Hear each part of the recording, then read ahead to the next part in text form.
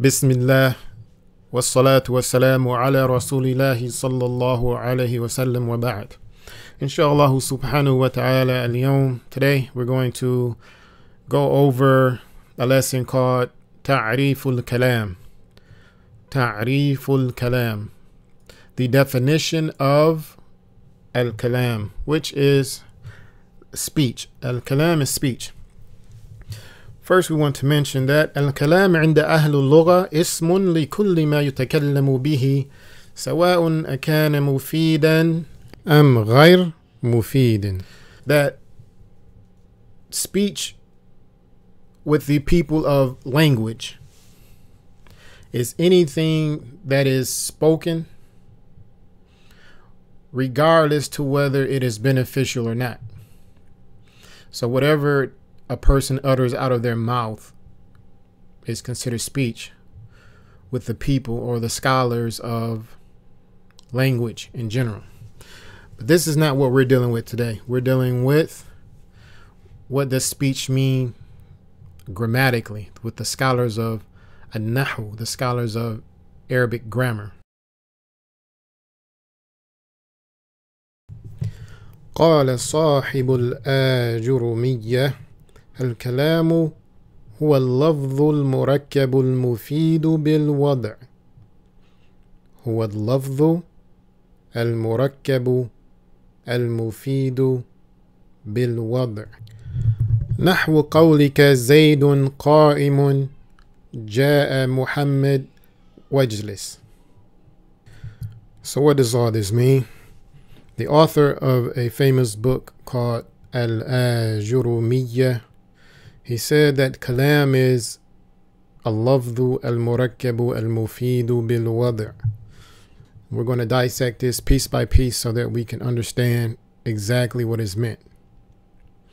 Al-Lafdhu huwa sawtun mushtamilun ala ba'di al-hurufi al-hijaiyya.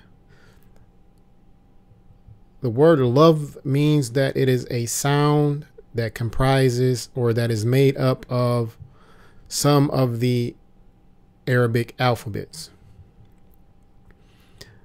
The word al-murakkab, it means mu'allafun min kalimatain aw akthar.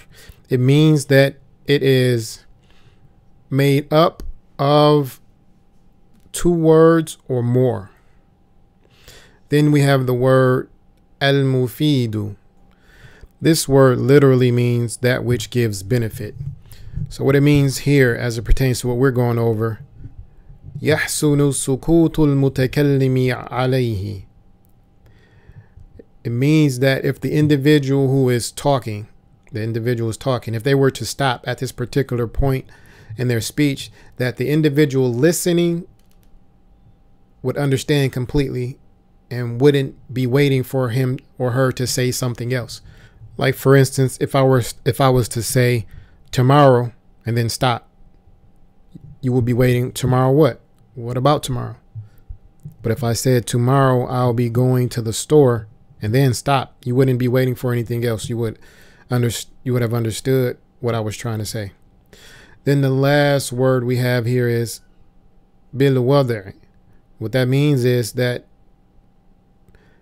this speech is min kalam al-Arab. This speech is from the speech of the Arab. So for instance, if I was to speak a whole lecture or said a paragraph in English,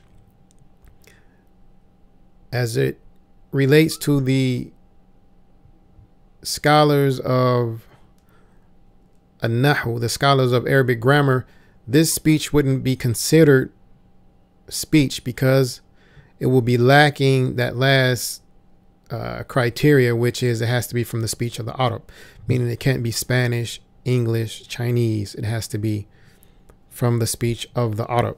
It has to be something that the Arab used to say. But it would be considered speech with the people of language. Like we said earlier, anything that is spoken, that they consider this speech. But we have two definitions of speech, one that the scholars of language have and one that the scholars of Arabic grammar have. And we're only dealing with the definition of the scholars of Arabic grammar. So we have اللفظ المركب المفيد بالوضع نحو قولك زيد قائم وجاء محمد واجلس. So here at the bottom of this screen, or on the chalkboard portion, there are some examples of what kalam is. The first example here is Zaydun qa'imun. It is a love, meaning that it is comprised of these two words, Zaydun qa'imun. It means Zayd is standing. It is a love because it is comprised of some of the letters of the Arabic language. Then we go on to the next criteria, al-murakkab. It is murakkab because murakkab meaning compound. It is compound because it is made up of at least two words. Al-mufid, does this sentence give benefit to the one who is listening? Meaning, are they waiting for you to say something else once you finish saying this? So if I was to say Zaydun qa'imun, Zayd is standing, is this a complete sentence? Is there something left desired to be said? No, because you would understand that Zayd is standing by this sentence. And then the last thing we have is bil wada'. Meaning, are these words that the Arabs used to use? And yes, they are. So this sentence, Zaydun qa'imun, would be considered kalam as it regards to Arabic grammar. Our next example, and previous example, Zaydun qa'imun, this is made up of two nouns. The next example is Ja'a Muhammad. This example here is made up of a verb and a noun. Ja'a Muhammad, means Muhammad arrived, or Muhammad came. And if we were to go to the criteria again, Ja'a, it's a love because it's made up of Arabic letters. Then we have al-murakkab. The sentence here is made up of more than one word. It's made up of at least two words. Then we have al-mufid. The sentence is beneficial, and these are words that the Arabs used to use. Our last one is ijlis. The word ijlis in Arabic means sit, meaning it's a command telling someone to sit. So we're going to go through our criteria again. Is it love? Yes, it's a love. Is it murakkab? Here it looks like we have one word, and we said that we have to have at least two words. But in reality, this is two words, because in the Arabic language, whenever you use a word like this, a command, which is a verb here, every verb has to have what we call a fa'il, which is a doer of the verb. So here there is something that is implied, or it's implied but not written. The fa'il here, the doer of the verb here, is anta, which is what we call muqaddar, meaning it's something that is implied, something that is we don't see it. It's a dhamir mustatir. It's a pronoun that is behind a curtain, a pronoun that is not seen, but it is implied, and it is implied that you are saying ijlis anta. And anta means you. So if I say ijlis, who am I telling to sit? I'm telling you to sit. So here we actually do have two words, at least two words. Even though it seems like one, we actually do have two words. So if you have a fi'l amr, if we have a command, a verb that means a command, know that, like in this structure here, know that it is more than one word. And I hope I'm not confusing anyone.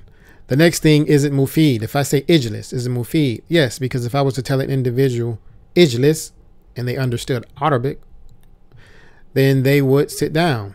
They wouldn't be waiting for anything else. And then the last thing, is it bil wada'? Is it from the speech of the Arab? And indeed it is. Tamreenun, exercise. Here we have an exercise to test our knowledge, inshallah subhanahu wa ta'ala. Al-Kalaam al-Nahwi am la? Are these constructions that follow, are they considered grammatical speech or not?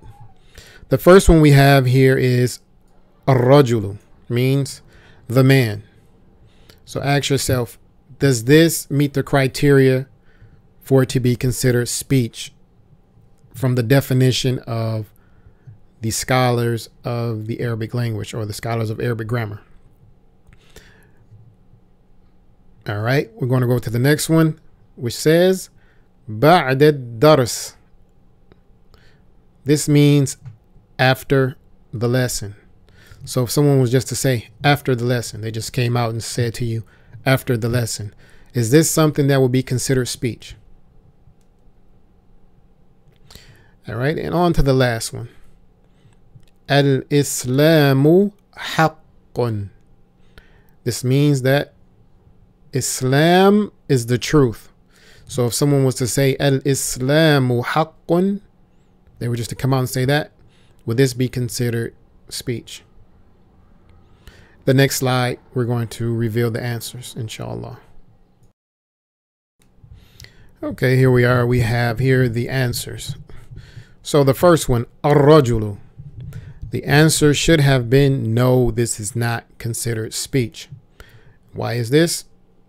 Well, if we go through our criteria, we know that it is a love, that the word is made up of Arabic letters. But the second criteria of al-murakkab, it is not compound. It only has one word. And then if we go further, it's not beneficial. It's not mufid. It's not mufid.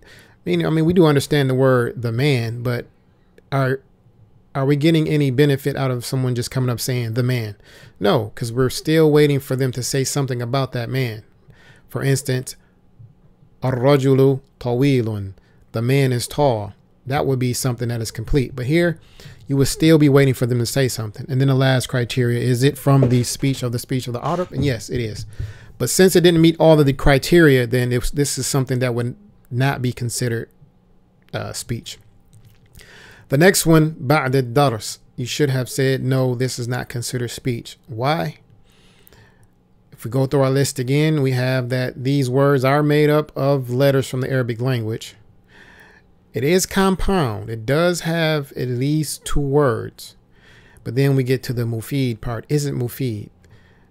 If someone just said after the lesson, it's not mufid because you're still waiting. What about after the lesson? What are we going to do after the lesson? What's happening after the lesson? So it wouldn't meet the criteria of al-mufid. And then the last thing, is it from the al-wada'? Is it from the speech of the Arab? And yes, it is, but it did not meet all of the criteria. Lastly, we have al-Islamu haqqun. Islam is the truth. Here, you should have said that it is considered Kalaam. And why is this? This is because it meets all of the criteria. It's made up of letters from the Arabic language. It's compound, meaning it's made up of at least two words. It is mufid. The sentence doesn't need anything else for you to understand what is being meant. And then these are words from that the Arabs used to use and still do, I might add. We're going to go to the next slide and have a couple of more exercises for those who didn't do too well on this one, and just for more practice in general, inshallah. All right, here we go again. Al-Kalaamu al-Nahwiyu am la. The first thing that we have here is uktub. Uktub means write. It's a command telling someone to write. So if someone says uktub to you, is this considered Kalaam? All right, the next one says ad-dars, the lesson. If someone said to you ad-dars, would this be considered Kalaam am la, or not? And lastly, we have as-sayyaratu allati amam al-masjid. This means the car that is in front of the masjid. If someone just came out and said السيارة التي أمام المسجد, and they stop, would this be considered kalam? We'll go to the next slide and reveal the answers, inshallah. All right, here we are. We have the answers. The first one, uktub. You should have responded that yes, this is considered kalam. And like we said, even though it looks like it's only one word and it doesn't look like it's compound, it doesn't look like it's murakkab, we know that it is because the other part is anta, which means you. So you're saying uktub anta, you're telling someone to write. So this is considered kalam. The next one we have ad-darsu. You should have said that this is not considered kalam. And lastly we have as-sayyaratu allati amam al-masjid. You should have said that this is not considered kalam. Why? Even though it looks like it's a lot of words, you're still waiting to hear something about that sayyara, about that car. If I say the car that is in front of the masjid, you're still waiting to hear something. What about that car that is in front of the masjid? Inshallah subhanahu wa ta'ala, this concludes our lesson. I wanted to keep it brief, but I also wanted to make it beneficial. So at this point, you should be able to distinguish what is considered kalam in the Arabic language. And in the next lesson, inshallah, it shouldn't take that long to get up. I know it's been a while, but due to school, I haven't had a chance to do what I planned on doing. But I figured if I do it this way, I can get a lot more lessons done if I put a lot of short lessons up. In the next lesson, inshallah, we'll go over what are the different parts of al-Kalaam, inshallah. Wa jazakumullahu khairan. Assalamu alaikum wa rahmatullahi wa barakatuh.